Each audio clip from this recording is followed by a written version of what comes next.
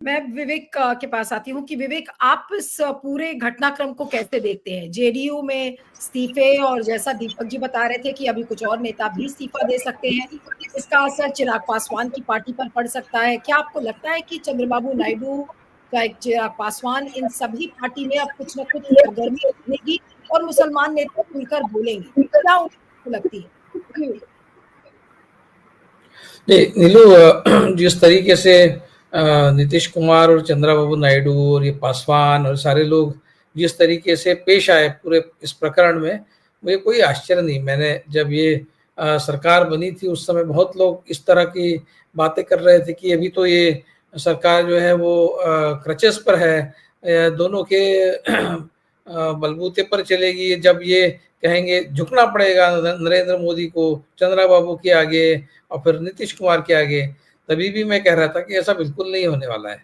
झुकेंगे तो यही, झुकेंगे तो चंद्रबाबू ही, झुकेंगे तो नीतीश ही, मोदी नहीं झुकेंगे। ये तब भी मैं कह रहा था और ये बात आज सच निकली है। देखिए ऐसा है कि इनको बीजेपी तो कम से कम खुलकर मुस्लिम विरोधी है, खुलकर है।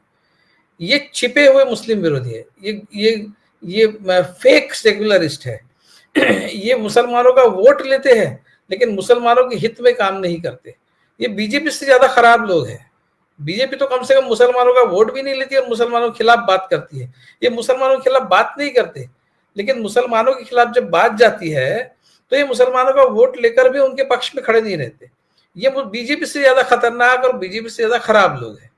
कम से कम नीतीश कुमार ने अपनी एक बात तो रखी कि भाई वो जो नॉन मुस्लिम, गैर मुस्लिम जो आप उसमें ट्राइब्यूनल में लोग रखना चाहते हैं, वो हर एक स्टेट के डिस्क्रिप्शन पर छोड़ दिया जाए। कम से कम इतनी तो बात कही। नीतीश कुमार जी ने तो कोई मांग नहीं रखी। और जब ये रिपोर्ट आया जगदम्बिका ऊपर से पाल के, लल्लन सिंह की स्पीच थी वो तो बहुत ही अबॉमिनेबल थी। लल्लन सिंह तो कहते हैं कि अरे भाई आपको मोदी पसंद नहीं है तो उनका आप चेहरा मत देखिए। इस तरीके की जो बातें करी वो जेडीयू के लोगों को, और खासकर जो मुसलमान नेता थे, उनको ये गवारा नहीं था। जी, हो सकता है कि ये जनाब बीजेपी में चले जाए जल्द से जल्द, पता नहीं क्यों इस तरह की बात कर रहे। लेकिन जब रिपोर्ट आई उसमें डिसेंट नोट भी इन्होंने इंक्लूड नहीं किया, तब भी तो ये लोग नहीं कहे। कम से कम उतना तो कहते कि लोगों की डिसेंट नोट तो उसमें डालो, तो वो भी उन्होंने बात नहीं की। तो बिल पास न होने देने का तो सवाल ही नहीं पैदा होता। डिसेंट नोट के लिए भी अगर इन लोगों ने गुहार नहीं लगाई, डिसेंट नोट इंक्लूड करने के लिए भी ये लोग अगर बीजेपी को नहीं कह रहे थे, तो जब बिल पास होने की बात आ रही थी तब कहां से वो उसके खिलाफ वोट करते? वो तो पूरी पूरी तरह से तैयार थे। ये पॉलिटिकल एंटरप्रेन्योर्स है, ये पॉलिटिशियंस नहीं है। ये राजनीति का धंधा खोल के बैठे हुए लोग हैं जिनको सिर्फ अपनी सत्ता से लेन देन है। इनको किसी कम्युनिटी से, किसी से कोई लेना देना नहीं है। और मैं उसको और आगे की राजनीति आने वाले 30-40 साल में बीजेपी जिस तरह की राजनीति संघ परिवार के से होगी, उसका मैं इसमें एक नमूना देखता हूं। और नमूना ये है कि सत्ता बीजेपी की रहे न रहे, सत्ता बीजेपी की अपने बलबूते पर रहे न रहे या फिर पूरी तरह से न रहे, फिर भी राजनीति संघ परिवार के आइडियोलॉजी से ही होगी। मतलब अगर बीजेपी की सत्ता भी नहीं रहती है तो उसके बाद भी ये मुसलमानों की कोई दूसरी सरकार आ जाए, फिर भी वो मुसलमानों की हितों की रक्षा न करे, सिर्फ हिंदू हित की रक्षा करे। इस तरह से भारतीय राजनीति को इस मोल्ड में संघ परिवार डाल रहा है, आधा डाल चुका है। और आने वाले 5-10 साल ये टिके रहे तो पूरी तरह से भारत की राजनीति उस मोल्ड में चली जाएगी कि बीजेपी की सत्ता रहे न रहे, सत्ता तो हिंदू हित की ही होगी। वही लोग सत्ता में रहेंगे जो हिंदू हित की बात करेंगे। इनका नारा ही है, जो हिंदू हित की बात करेगा वो उस देश पर राज करेगा, चाहे वो बीजेपी रहे चाहे कांग्रेस रहे। मतलब इन्होंने देश को जिस तरह के राजनीति में डाला है, उस राजनीति की दिशा पलटने की हिम्मत किसी में नहीं रहेगी, क्योंकि सारे लोग इस बात से डरते रहेंगे कि हम हिंदुओं के वोट न खो दें। और इसलिए एंटी मुस्लिम पॉलिसी नहीं डायरेक्टली चलाएंगे, लेकिन प्रो हिंदू पॉलिसी चलाएंगे और हिंदू और मुसलमानों को हमेशा दरकिनार रखेंगे। इस तरह के राजनीतिज्ञ, इस तरह के राजनेता दूसरी पार्टियों में भी तैयार होंगे, क्योंकि मानसिकता उस तरह से ये भारतीय राजनीति में तैयार कर रहे हैं। ये बीजेपी का आरएसएस का जो प्रोजेक्ट है वो इस दृष्टि से आगे चल रहा है। तो नीतीश कुमार और चंद्रबाबू नायडू जैसे लोग ऑलरेडी उसके पहले प्रोडक्ट्स है, ऐसा हम मान सकते हैं कि वो बात भले ही सेक्युलरिज्म की करे, लेकिन मुसलमानों के हितों के साथ अगर कोई खिलवाड़ हो रही है तो ये मुसलमानों के पक्ष में खड़ी नहीं रहेगी। इनसे तो ओवैसी अच्छे हैं, उनको आप बीजेपी का बी टीम कहते हैं, लेकिन उन्होंने खुलकर इसका विरोध किया। मैं तो कहता हूं कि मुसलमान ओवैसी के पीछे खड़े हो जाए, और ओवैसी के अगर 50 एमपीज संसद में बैठ जाए तो उससे कम से कम मुसलमानों के हितों की रक्षा होगी।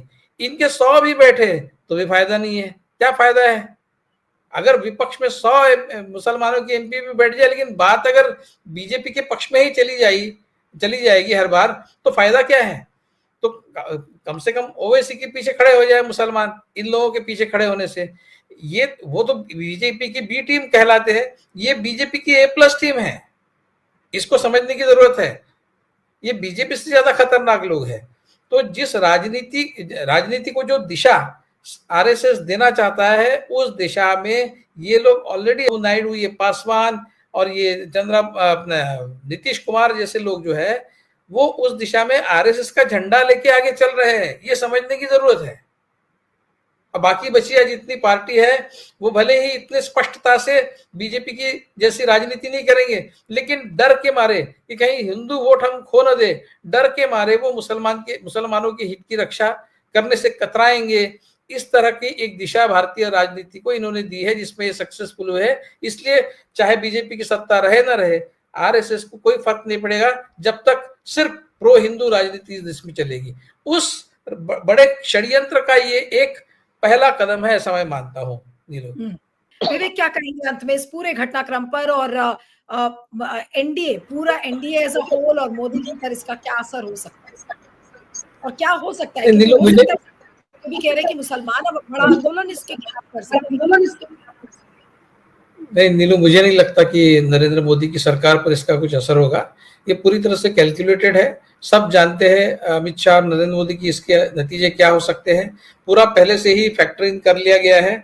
और इसीलिए नीतीश कुमार और चंद्रबाबू नायडू जैसे लोग जो है वो सिर्फ जिसको नीतीश कुमार तो वो भी नहीं कर रहे, मेकिंग राइट नॉइजेस जिसको कहते हैं, वो चंद्रबाबू कम से कम वो तो कर रहे हैं, पासवान कर रहे हैं, वो चौधरी कर रहे हैं।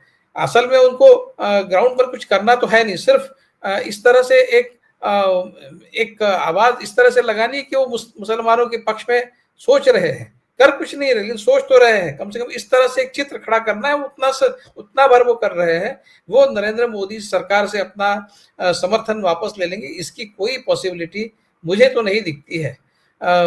अब ऐसा है कि महाराष्ट्र में जैसा शिवसेना और भाजपा, ये दोनों हिंदुत्ववादी पार्टियां हैं, लेकिन दोनों में एक फर्क था कि शिवसेना जो है वो मराठी मानुस का भी उनके पास एक प्लान था, वो उनकी अलग विशेषता थी। उसके बदौलत वो अपनी कॉन्स्टिट्यूंसी को बनाए रखते थे। लेकिन बिहार में वो अगर नीतीश कुमार बीजेपी के रंग में अगर रंग जाए पूरी तरह से और अपनी विशेषता कुछ ना रखे, उनकी विशेषता थी सेक्युलरिज्म की, वो अगर उन्होंने मर्ज कर दी है, वो पूरी तरह से छोड़कर वो बीजेपी के रंग में रंग गए हैं, तो उनको खत्म होना ही है। क्योंकि लोग ये सोचेंगे कि मुझे अगर हिंदुत्व के लिए ही वोट देना है तो फिर मैं नीतीश कुमार को क्यों दूं, मैं तो बीजेपी को दे दूंगा। मैं नीतीश कुमार को वोट इसीलिए जा रहा था कि उनका कुछ सेक्युलर कुछ आइडियल्स थे, वो उस तरह की राजनीति करते थे, एक इंक्लूसिव राजनीति करते थे। अगर वो छोड़ ही दी उन्होंने, वो बीजेपी की जैसी राजनीति करने लगे तो लोग उनके तरफ क्यों आएंगे?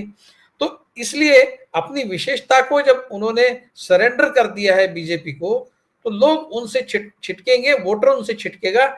ये मुझे बिहार में होता हुआ दिख रहा है। मैं बिहार का विशेषज्ञ नहीं हूं, लेकिन मैं एक जनरल जो एक मास साइकोलॉजी जिस तरह से काम करती है उसके दृष्टि से मैं जब विचार करता हूं तो मुझे इस तरह का चित्र उभरता हुआ बिहार में दिख रहा है। नीलू,